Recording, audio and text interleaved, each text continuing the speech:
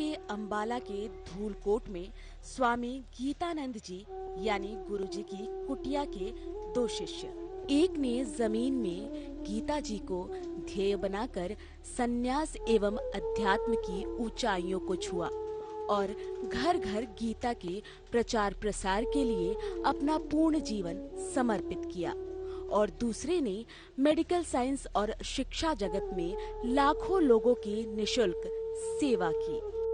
आज इस कार्यक्रम में डॉक्टर मार्कंडेय आहूजा कुलपति गुरुग्राम विश्वविद्यालय एक पार्थ एक जिज्ञासु की भूमिका में समस्या या प्रश्न खड़े करेंगे और दूसरे गीता मनीषी स्वामी ज्ञानानंद महाराज समाधान हेतु अविरल रूप से अपनी गीता रूपी ज्ञान गंगा में हम सबको हमारे कल्याण के लिए गोते लगवाएंगे।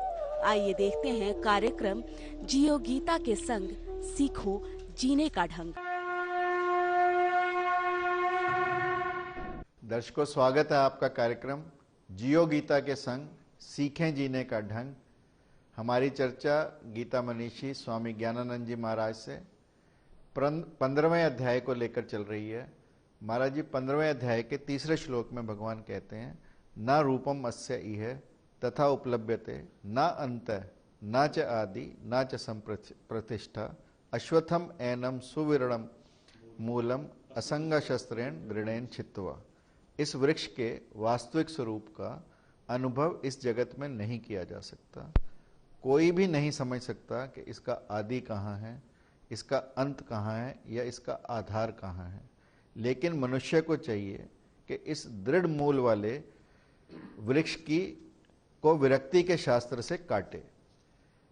महाराज जी, पहले कहा गया क्षण क्षण में जियो, वर्तमान में जियो। हम अब कह रहे हैं अतीत में लौटें। हम क्या करें? हमें लगता है कि 15वें अध्याय का जो भाव है ये अतीत में उस दृष्टि से लौटने की बात नहीं है कि हम अपने पास्ट की घटनाओं को याद करें या पास्ट की स्थितियों पे वो चिंता करने लगे हैं। पर महाराज जी, अगर हमने अपनी जड़ की तरफ जाना है, पीछे की चीजों में तो जाना ही पड़ेगा। देखो, जड़ का यहाँ जो भी प्राय है, दो स्थितियां हैं। एक तो जो प्रथम श्लोक में कहा गया ऊर्ध्वमूलम, जड़ जो है वो ऊपर है, वो उस रूप में कहा गया कि परमात्मा रूपी जो मूल है इस सृष्टि का वो ऊंचा है, वो ऊपर है, उसको सर्वोपरि स्थान दिया ही जाना चाहिए। दूसरा जो बताया गया कि जड़ें इसकी जो बनी हुई हैं वो संसार को लेके कहा गया है, क्योंकि जब हमारी आसक्ति संसार में होती है, आकर्षण का केंद्र संसार को ही हम बना लेते हैं, और उसके बाद उसके जो प्रतिक्रिया रूप में संस्कार अंदर संचित होते हैं, और वो संस्कार कहीं ना कहीं उन संस्कारों की कोंपलें, जो यहाँ शब्द है, वो कोंपलें कहीं ना कहीं विचारों के रूप में, कहीं कामनाओं के रूप में, कहीं वासनाओं के रूप में, वो जो कोंपलें अंदर उठती रहती हैं और मनुष्य को वैसा करने के लिए फिर खींचती हैं। आप देखें संसार में ये कहीं कदाचार, अनाचार, लूटमार, दुराचार, बलात्कार, भ्रष्टाचार, ये सब क्या है? कहीं ना कहीं जो अंदर मनुष्य बाहर के आकर्षण, धन में कहीं किसी को देखा कि उसके पास इतना, मेरे पास क्यों नहीं, तो वो संस्कार अंदर संचित हो जाता है और वो संस्कार अंदर ऐसा कोंपलें बन जाती हैं कि मेरे पास भी कैसे हो, मैं भी कैसे इतना, सारी सोच उसी के अनुसार ये पनपने लगती है और मनुष्य फिर भ्रष्टाचार, दिस वे और दैट वे, कैसे भी लीगल इलीगल, हाँ हो कोई भी मेथड अपनाए, आना चाहिए धन। तो ऐसे ही जब अन्य वृत्तियाँ होती हैं, तो यहाँ जो है कि दृढ़ शस्त्र से, विरक्ति के शस्त्र से जड़ें काट। अतीत में, अतीत का अभिप्राय ये है कि जो तूने अतीत में भूलें की है और उनके संस्कार अंदर तेरे संचित हुए हैं और वो फिर तेरे से भूलें करवाएंगे। क्योंकि कई बार ये भी देखा जाता है ना कि एक व्यक्ति को किसी अपराध के कारण दंड मिला, जेल में है, लेकिन वो निकलते ही फिर कहीं ना कहीं फिर उन्हीं संस्कारों के अधीन अंदर, क्योंकि संचित वही वासनाएं हैं, वही कोपले हैं, फिर उसे खींच के ले जाती हैं उसी अपराध की ओर, और मनुष्य इसी चक्र में चलता रहता है। तो गीता का यह श्लोक कि ऐसी अशुभता से तो एक ही साधन है कि विरक्ति जब तक नहीं होगी और अंदर जो संचित संस्कारों की जड़ें हैं वो नहीं कटेंगी, तब तक मनुष्य कभी भी शुभ मार्ग की ओर आगे बढ़ ही नहीं सकता। विरक्ति महाराज जी यहाँ शास्त्र क्यों कहा गया, और विरक्ति से भगवान का यहाँ एक सांसारिक व्यक्ति के लिए या एक लौकिक व्यक्ति के लिए क्या अभिप्राय है? देखो, यहाँ जो असंग शस्त्र शब्द लगाया गया है, विरक्ति या वैराग्य शब्द जो है गीता में, वो केवल उस रूप में नहीं है कि कहीं घर छोड़ के एक अलग रूप बना लेना वही वैराग्य का लक्षण है। गीता ने बिल्कुल मान्यता नहीं दी। आसक्ति, हाँ, आसक्ति रहित अवस्था ही विरक्ति है। मोह रहित। हाँ, और मोह रहित भी आप देखें कि भगवत गीता ने कहा कि जो वस्तु जैसी है उसे उस रूप में स्वीकारो। मान लो संसार अनित्य है तो उसको अनित्य रूप में व्यवहार करो।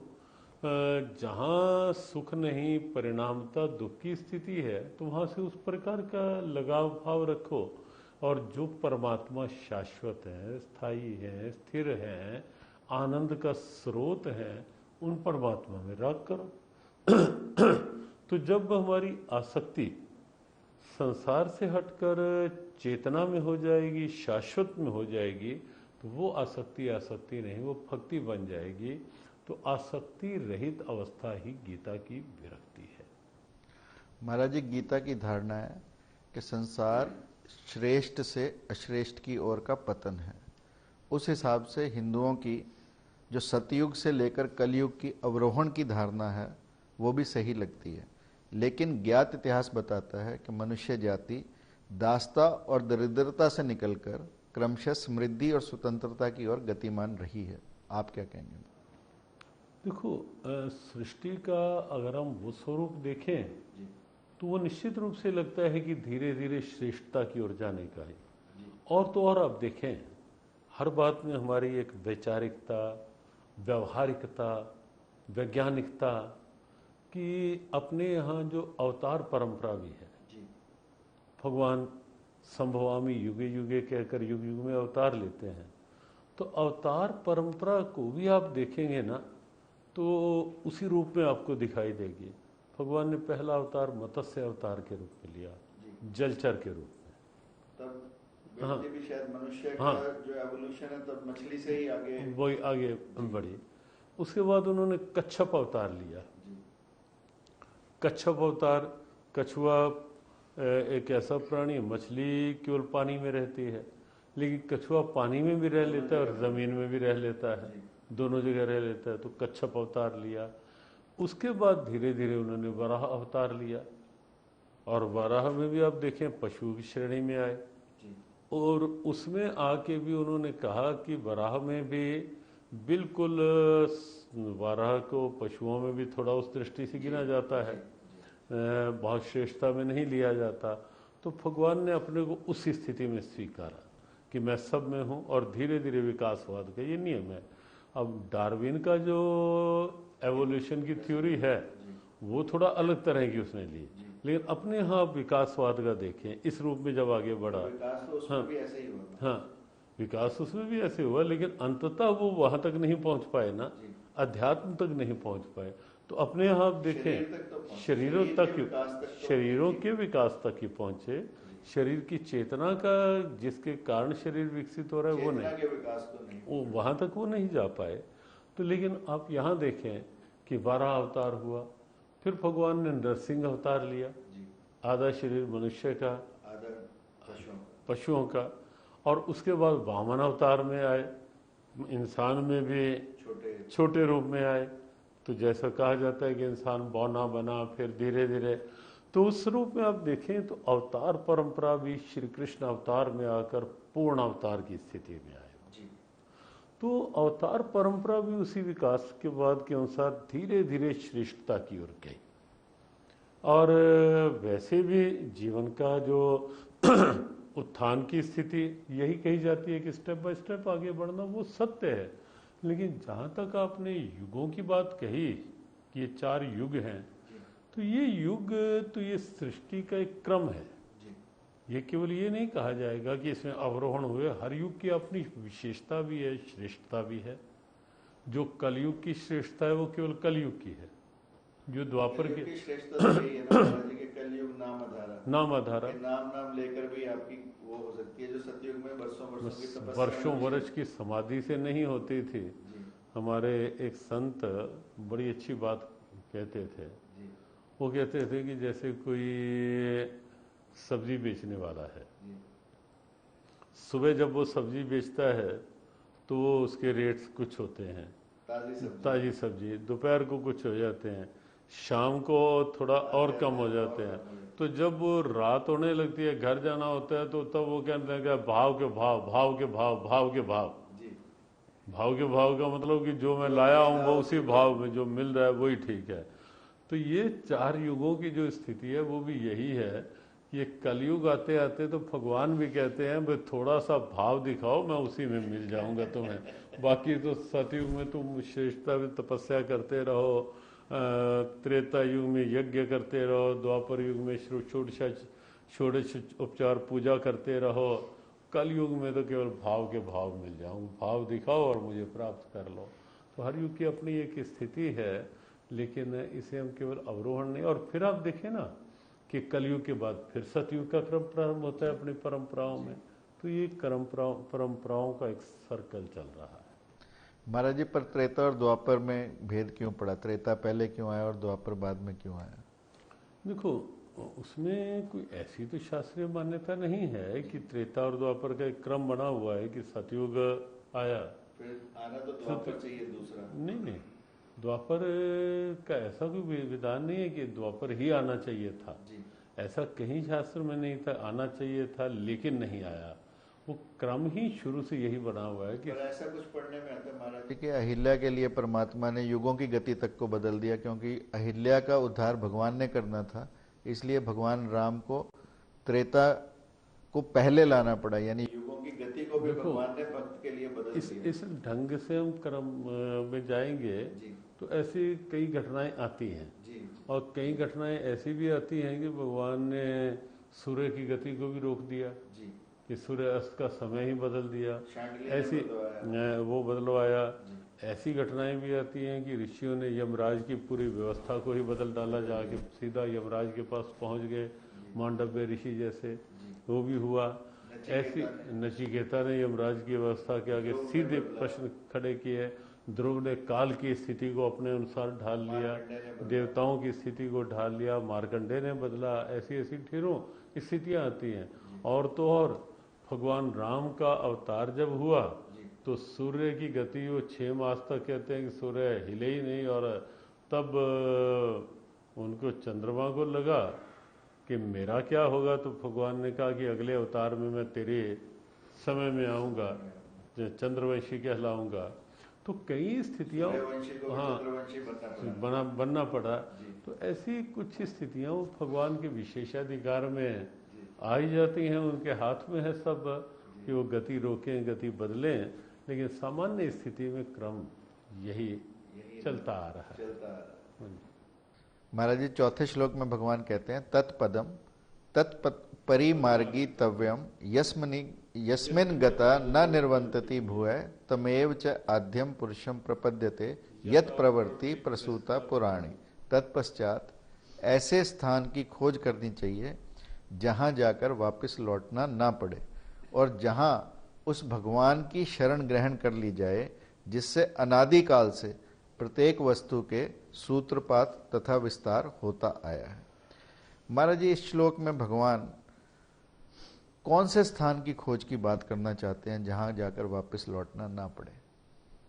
देखो, यहाँ इसी श्लोक में 2 बातें हैं।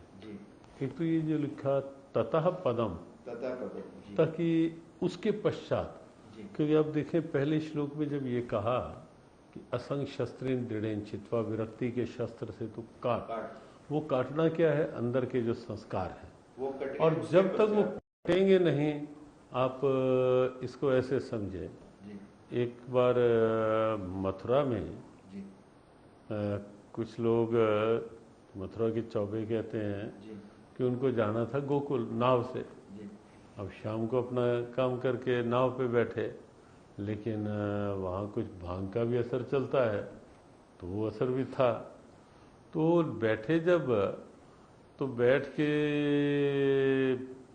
सोचा कि कुछ देर में पहुंच जाएंगे, तो बैठे बैठे वहीं आंख लग गए, तो भोर हो गई, तो देखा कि वो वहीं के वहीं हैं। अभी आंख खुली, जब थोड़ा सहज हुए तो जहाँ से चले थे वहीं बैठे हैं अभी तक। तो नाव के बीच चप्पू भी चलाते रहे हम, पतवार खेत।